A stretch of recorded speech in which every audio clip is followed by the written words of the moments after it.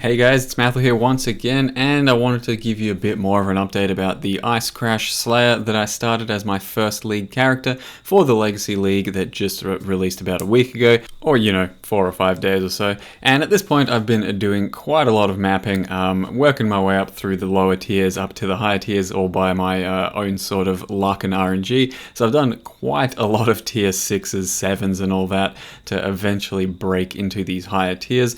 And yeah, it's only the past few levels, let's say like 87 plus, that I've been doing tier 10s and all that, and it's been going rather well. So at this stage there has been quite a few changes to the build and a bit of a respec, which I'll go over separately in a bit, but I'm just going to talk over the top of a few of these highlights showing you the effectiveness of the character at the moment for mapping.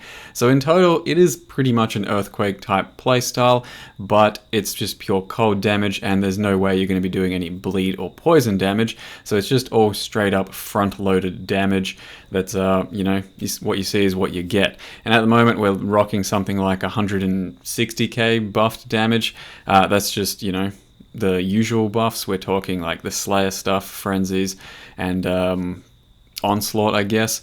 But with all flasks up and totem and everything, we're hitting something like 400,000 damage, and that's just raw damage. So there's no hidden damage. It's all just, like I said, what you see is what you get, and it's a lot. I've been absolutely steamrolling content at the moment, like these breaches, for example. Every single rare that spawns gets like 1 or 2 shot, and it's starting to get pretty disgusting. So the only real thing holding me back at the moment is Reflect, and people that are playing this build, you might also have felt some of that.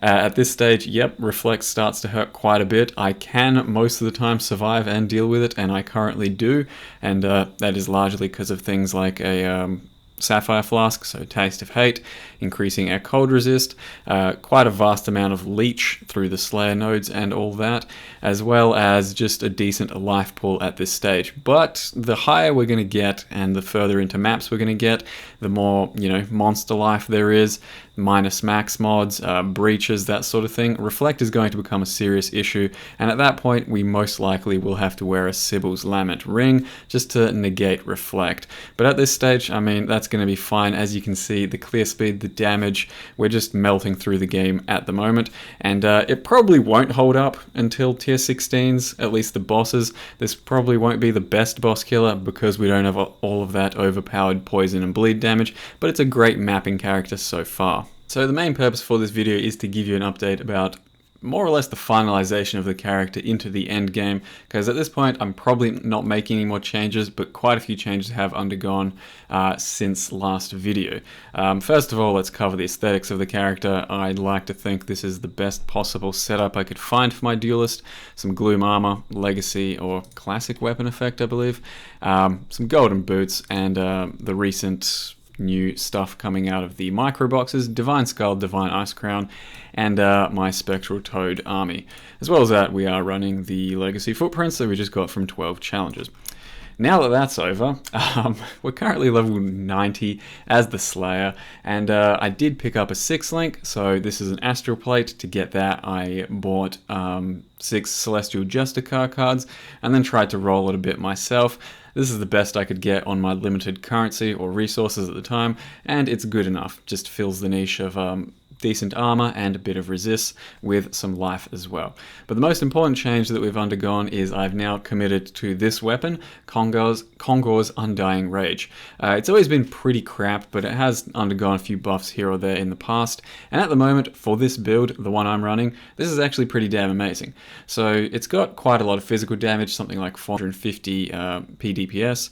It's got some good resists, and hits cannot be evaded. So it's got built-in Resolute Technique, but you can still crit. So we have essentially skipped or respec'd this entire part of the tree over here and gone for a slightly more efficient route to then just get better life and skip a few of the nodes that were just inefficient in traveling, but usually are worth it for weapon nodes and Resolute Technique. Since we don't have Resolute Technique because we have 100% chance to hit here, we can still crit. It says your critical strikes do not deal extra damage, and that's fine. I don't need that anyway, but I now have enough crit to be able to trigger Elemental Overload. Now, considering our Ice Crash right here, fully buffed, is 90 5% cold at this point, pretty much. It's just insane to get a huge 40% more multiplier for 8 seconds after we've crit, which is up quite a lot of the time. Now, our attacks aren't that fast with Blood Rage and Frenzies and all that. It's, you know, something like 0.4, so almost, let's say, 2.5 attacks a second at best. And, you know, with 8, or at the moment, I think I'm almost rocking 10 crit. Yeah, roughly 10 crit. So our Elemental Overload isn't up all the time, but it's up often enough to make this a very worthwhile respec and a worthwhile investment into Elemental Overload. So it is pretty substantial, you know, it's like another link. It's like a 7th link all of a sudden. That's, you know, a pretty damn good one. So on top of that, my eventual 6th link is now an Elemental Focus Gem. The 5 link that I've mentioned before, still the staple, still absolutely fine, and I was playing around with the idea of certain other things as a 6th link, and the best thing I could come up with was Elemental Focus for sure.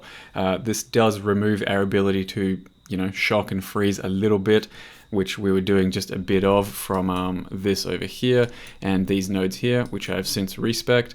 So, you know, that's a little bit of a detraction from the build, but it's huge extra damage gains, like you know, went from 50k tooltip up to 73, so I think it's definitely worth it.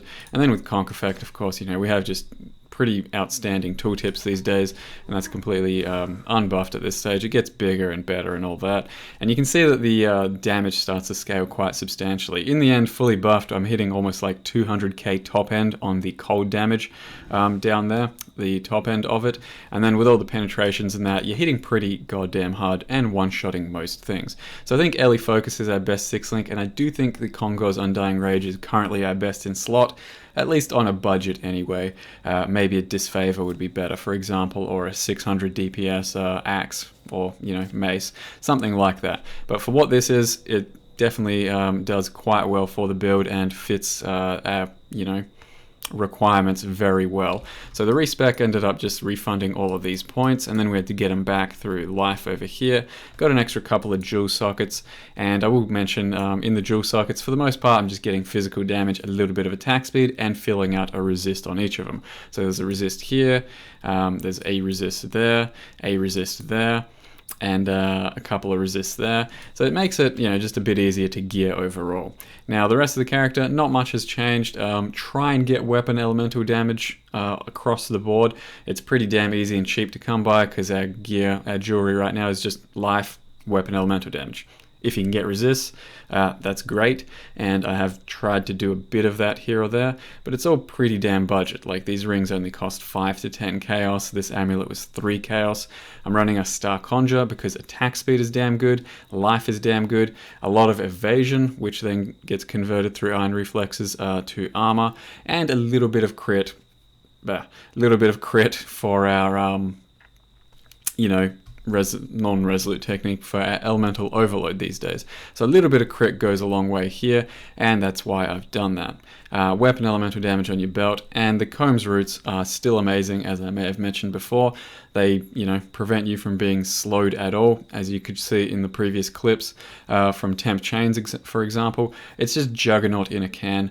They are very nice, and of course, I don't have any movement speed, but I'm okay just leap slamming around everywhere.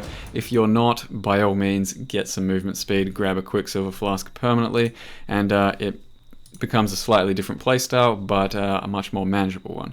Now, Taste of Hate, I think, is definitely best in slot here. If you can't get it, just run a Sapphire Flask, but for the time being, this has really good damage reduction and really good extra damage. As you can see here, we gain an extra 24,000 tooltip with it up, which is up quite a lot of the time, and yeah, you're going to need it for some reflect purposes, but we'll most likely end up wearing a Sibyl's ring for a lot of the higher maps when I get there, but for now, this is what it is.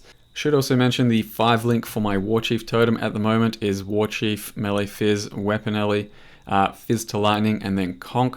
Now, Fizz to Lightning's a bit of an odd choice, but we're scaling a lot of elemental damage, so without the Fizz to Lightning, I do some sort of level of junk Fizz damage, which is fine, but honestly, our next best link is probably Weapon Element, Fizz to Lightning at this point. So it gives us a whole lot of extra lightning damage and overall tooltip in that sense. And it also gives us an additional chance to shock, because on my boots here I have freeze, shock, and ignite if you haven't crit recently. So our war chief totem is sometimes shocking and freezing, just like our leap slam sometimes freezing. So you know, you do get a bit of extra gains out of the build that way. And lastly, I did finally get my last 2 ascendancy points here. It makes the character so much tankier. If you've never tried it, yeah, get on that ASAP, because you just start to regen huge amounts of life once you're actually leeching with your life leech non-stop. You're doing something like 30% life regen a second, and it makes your character a lot tankier and a lot more playable face tanking things. So it's all good stuff there. For now, I think that's all until next time, when hopefully I will have tackled most breaches and tier 16s, hopefully. But, you know, if I can't get there, then that's fine. I'm very happy with how this character has performed so far. He potentially won't be the best ever boss killer or world beater, but for a, you know, fairly starting character, he's done very well, because overall, nothing here has cost too much. In total, we're looking at like 5x investment, and that's with our endgame weapon, a 6 link. You know, our amazing flask as well. All in all, it has not been a very expensive build, but it's been very effective. So I'm pretty happy with how it's going. Hopefully there's more updates in the future on him. Thank you very much for watching, and see you next time.